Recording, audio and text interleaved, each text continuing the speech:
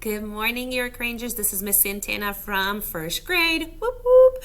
We are going to celebrate a new theme in the month of March, which is the Women's History. Did you know that women have not been treated fairly across time? And even today, in some parts of the world, women are still not treated fairly or equally? I know. Craziness.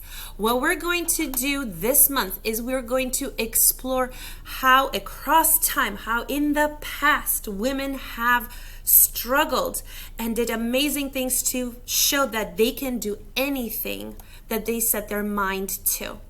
We're going to look across the entire planet, from history, from the past until now, how women are changing the world, how they're showing what amazing things they are able to do. Okay, so we are going to take a journey across time and across the world. So I hope you guys can join me. Stay tuned during the Ranger News for exploration of these wonderful women. I hope you have a wonderful day, Rangers.